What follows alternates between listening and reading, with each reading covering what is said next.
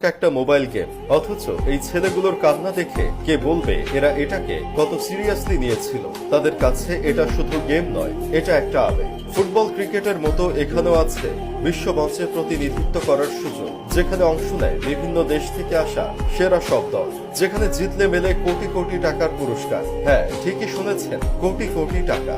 এবারের prize money ছিল 12 কোটি 20 লক্ষ টাকার উপরে।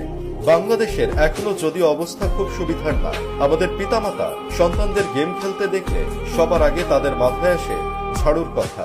ভবিষ্যৎ তো বহুদূর, ছোটদের হাতে মোবাইল, আবার তাও খেলবে গেমস। এইটা এই সমাজের মানুষও মেনে নিতে পারে না। সমাজের মানুষও করেন নানা গালমন্দ। তবে এখন বদলে যাচ্ছে অনেক কিছু, বিশেষ করে বর্তমান সময়ে তা আরো সহজ করে দিয়েছে আমাদের যুব ও ক্রীড়া মন্ত্রণালয়ের উপদেষ্টা আসিফ মাহমুদ ভুঁইয়া। ই স্পোর্টসকে দিয়েছেন স্পোর্টস এর মর্যাদা। এদেশের অনেক তরুণ ছেলেদের স্বপ্ন থাকে ই স্পোর্টস প্লেয়ার হয়ে দেশকে প্রতিনিধিত্ব করবেন বিশ্বের দরবারে। এবারে মরুর দেশ সৌদিতে বসে ফ্রি ফায়ার ই স্পোর্টস এর বিশ্বকাপ, যেখানে অংশ নেয় বিভিন্ন সার্ভার ও দেশ থেকে কোয়ালিফাই করা 18টা দল, যেখানে বাংলাদেশ থেকে কোয়ালিফাই করেছিল টিম রেড ওয়াক্স। যাত্রাটা মোটেও সহজ ছিল না। দেশের সব নামি দামি দলকে টপকে তারা যেতে পেরেছিল মরুর বুকে।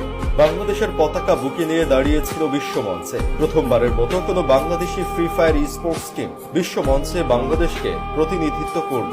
টিম রেড ওয়াক্স দেখিয়ে দিল ইচ্ছা থাকলেই সব সম্ভব। বাধা বিপত্তির মাঝেও বিশ্বমঞ্চে নিজেদের উপস্থাপন করা যায়। 2 সপ্তাহ আগে job breakers, BD champs, team ইলেকট্রোদের পিছে ফেলে এফএফবিসি এর চ্যাম্পিয়ন হয়ে বিশ্বমঞ্চে কোয়ালিফাই করে বাংলাদেশের দল রেড ওয়াক্স।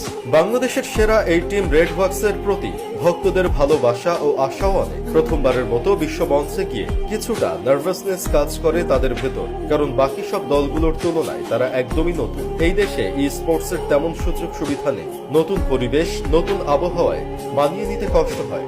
তাদের ফলাফল এজন্য আশানুরূপ হয়নি।